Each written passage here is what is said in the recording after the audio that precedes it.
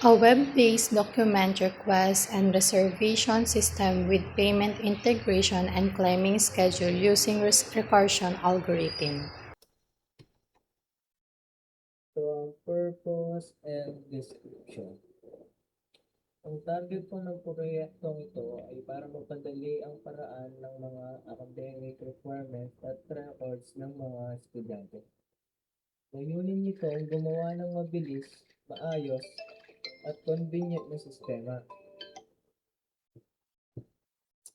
Para sa mga estudyante at maging mga staff ng Registrar Office, sa ngayon kinakailangan pumunta ng mga estudyante ng personal sa paaralan para mag-request ng documents tulad ng transcript of records, certificate at iba pang academic records. Kadalasan, gumagamit pa ito ng maraming papel, mahabang pila at paulit-ulit na follow-up na nagiging sanhi ng abala. Sa pamamagitan ng system na ito, papalitan ng proseso ng isang digital automated system.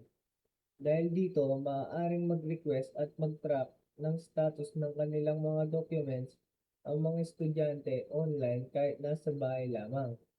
Samantala, mas mapapadali rin ang trabaho ng Registrar Office dahil magiging organisado at electronic na ang pagtatago at pag-process ng records. Bukod dito, makakatulong din ang sistema sa pagpapataas ng seguridad ng security niya at transparency ng mga records dahil mas madaling ma-monitor at matrack ang bawat transaksyon.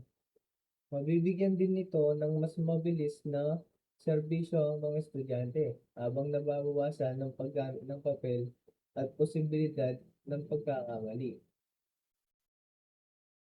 Sa kabuuan ng proyektong ito ay naglalayong gawing moderno, espisyente at mas maayos ang dating manual o paper-based na proseso upang makapagbigay ng mas magandang serbisyo at mas magandang organisadong academic environment para sa lahat. Description. Ang Pampanga State University PORAC Campus Digital Tracking System for Student Requirement Request using Recursion ay isang web-based system na ginawa upang mapadali at mapabilis ang proseso ng pag-request at pag-monitor ng mga academic documents ng mga estudyante tulad ng transcript of records, certificates, at clearance. Ang sistemang ito nakilala rin bilang Online Document Request System, in short ODRS, ay naglalayong gawing mas organisado at espisyente ang mga administrative at academic tasks sa loob ng paaralan sa halip na gumamit ng mano-manong forms at office-to-office na proseso. Gumagamit ito ng online platform kung saan maaaring mag-submit, mag-track at mamahala ng mga request ng digital. Sa mamagitan nito, nababawasan ang paggamit ng papel, oras ng paghihintay at abala sa parehong estudyante at registrar office staff habang pinapabuti ang seguridad at accessibility ng mga records. This blueprint shows 4 layers that work together to make the software or the application run, and all hosted on an application server and connected to a database. So the first layer is presentation layer. So this is the part that you see and you use.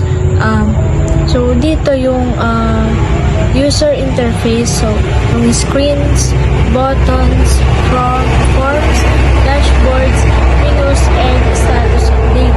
So dito rin yung mga where you type, click, or view information. Then second layer is application layer. Dito naman, ito yung brain or the rule engine. So ito naman is pinafollow niya lahat ng rules and logic. Dito pinaprocess your requests, check if the things is correct, manage together or the workflows, and send approvals or trigger notification. Dito then is nagde-decide what is the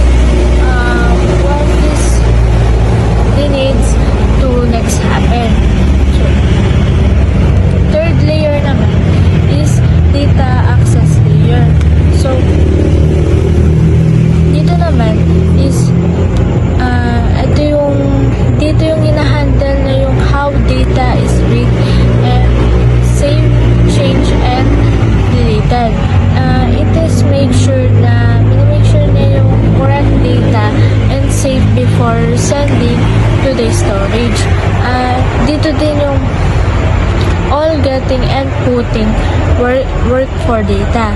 Then fourth layer naman is database layer. So dito naman is ito yung the storage room. So dito lahat na i-install yung mga your data safety and organize. Then also inahandle niya rin yung security to keep backups and manage how data is stored quickly. So yung first layer, you interact. Then, yung second layer is rules and logic. Then, yung third layer is manage the data flow. Then, yung fourth layer is dito nag-store ng data and protect data. Purpose of the recursion algorithms in the system.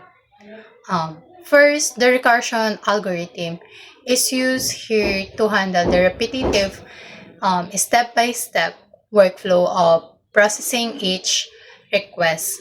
So dito, yung recursion algorithms ay ginagamit siya para i-handle niya yung step-by-step or pagkasunod-sunod na flow or process ng isang system natin na nire-request. So, recursion means a process or function calls itself repeatedly until it reaches an end or completion condition. So, yung recursion, isa siyang process or function ng system na nagre-repeat until ma-reach niya yung or matapos niya yung pinaka-end ng condition. So, in this system, every stage of request, so, doon sa system na yon, every stage niya is meron siyang pending, in process, and ready for climbing. Follow the same processing logic naman. Recursion lets the system repeats the exact same validation, processing, and updating step of every stage. So, dito naman yung processing logic ng recursion is nagre-repeat lang siya sa exact validation niya. So, para siyang sinasabi na meron din siyang validation or parang pending and process. And after nun is mag-update yung stage ng system. So, the request is fully completed and released. Yun nga yung ready na siya and pwede na siyang makuha. So, it ensures consistency, accuracy, and systematic progression through every department and step, matching the linear workflow of the university. So, yung purpose yung pinaka workflow ng recursion is meron siyang step-by-step, pinapakita niya doon kung ano yung mga process, paano siya mag-uumpisa, ano yung pagdadaanan niya hanggang sa ma-validate niya and matapos niya hanggang dulo at ma-release na yung sinasabi na ganun na system. We have at least 3 objectives of the algorithm. So first, break down complex algorithm workflow. Hinahati ng algorithm ng mahabang request process sa maliliit na simpleng step para mas madaling i-manage, i-track at i-check ang bawat stage ng request. So second, ensure complete progression. Tinitiyak ng isang system na tuloy-tuloy ang final status hanggang sa maging ready for collection na siya. Third is maintain uniformity and accuracy. Pare-pareho ang proseso, validation at update sa lahat ng request kaya mas organized ang system at nababawasan ang errors at missing steps. How the algorithm works in the system, and here the step-by-step explanation. Step 1, initial call setup. Kapag nag-submit ng student request ay tatawagin ng sistema ang process request recursive function. ang proseso ay hihinto lamang kapag ang status na ay naging ready for collection na siya. Step 2, recursive processing. I-check ng function ang current status ng request. Kapag pending na siya, ibabalidate ang details at i-assign sa department at i-update na in process. Pagkatapos ay uulitin mo. Step 3, base case termination. Kapag nakita ng function na ready for collection na ang status, magpapadala ito ng notification, magsisave ng final record at hihinto na ang recursion. Step 4, repeat for all requests. Ang parehong proseso ay ginagawa sa lahat ng request upang maging consistent, organized, at accurate ang pag-handle ng system. So, yun sir. Ito po yung GUI ng code namin, yung online request system. So, ito yung login system ng student. So, magla-login muna tayo. And then, login. Pagdating mo, nandito kaagad yung dashboard. Nakalitaw dito yung mga recent request mo. Then, dito naman sa request document. Dito, lalabas lahat ng mga pwede mong kunin na requirements. Pwede mong i-request. Gaya ng COG, COE, mga ID mo. And then, sa next naman is payment history. Dito lalabas yung date kung kailan ka nag-request at saka yung mga resibo niya. Then, next naman is notification. Dito lalabas kung pending pa rin kagaya neto or approved na kagaya naman neto. So, last naman is profile. Sa profile naman, nandito yung mga personal information mo. Then, pwede kang maglagay ng picture mo dito. Pipindutin mo lang tong upload. And then, pag nakapaglagay ka ng picture, dito sa dashboard, makikita mo yung picture na nilagay mo. Then, papakita ko naman ngayon yung paano mag-request. So, magre-request tayo ng COE. Dito, pwede ka magpili kung GCash or PayMaya yung pambabayad mo. So, pipiliin natin yung GCash. Then, lalabas yung code, yung QR code kung saan ka magbabayad. I-scan mo lang. Then, maglalagay ka ng student number. Ito. Then, sa course, lalagay mo yung course mo. Tapos, sa campus naman, pipili ka kung anong campus ka galing. So, lalagay ko Porac Campus. And then, upload mo yung receipt. Dito, pipili ka. Choose files. Pero, maglalagay na lang tayo ng pictures.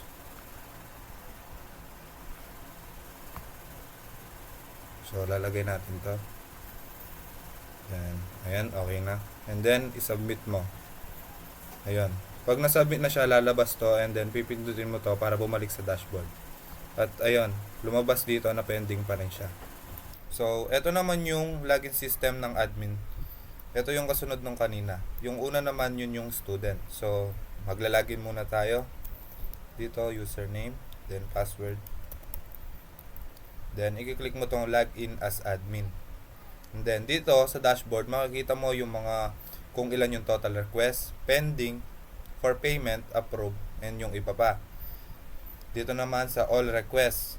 Sa all requests naman, makikita mo yung mga list kung ano yung mga na-request nila, yung mga pangalan ng student, and then yung mga resibo. Tsaka makikita mo rin dito kung pending pa. Then sa payments naman, ito list ng mga payments, kung magkano, and then yung resibo. And then dito, pwede mo palitan to. Pag nakapagbayad na siya, lalagay mo dito verified. Then pwede mo rin siyang i-save yung receipt. And then dito naman last sa students. Ito yung mga list ng mga students na naka-register para pwede kang mag-request. And then dito yung last, yung login lang, ay log out. So pag kinlik mo to, babalik siya dun sa login system. Code namin sa system. Simula tayo sa admin dashboard. Ito. Tapos ito naman yung sa login. Dito yung login ng admin. Tapos dito naman yung logout. Mag-session destroy siya. Dito naman sa admin payment, yung dun sa makikita mo sa database. Dito yung sa request naman, yung mga request ng student. Tapos dito naman, admin student, yung mga, ano sir, yung kung sinong naka-register sa system, dito mo makikita. Tapos, dito naman sa login, ito naman, dun sa login system ng ano, ng sa student side, ito logout. Parang sa ano din, magse-session destroy ko lang. Tapos, yung sa dashboard naman ng ano, eto. Sa dashboard ng student side, eto yung ano niya, sir. Gumamit ako dito ng CSS. Tapos, dito naman, kung saan ka magko-connect.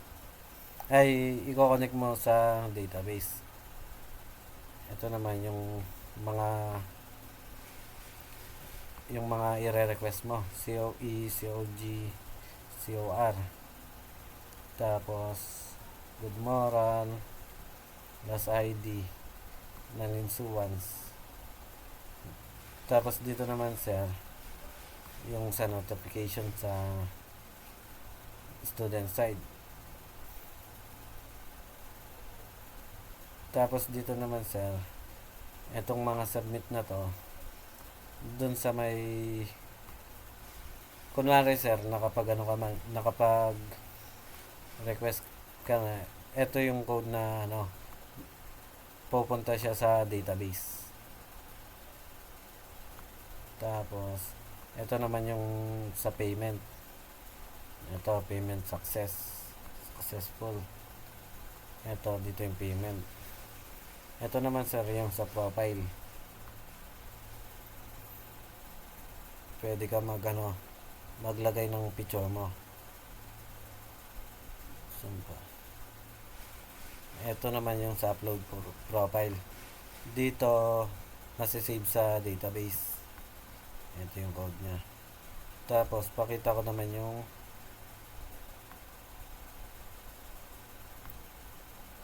database na natin. Ay,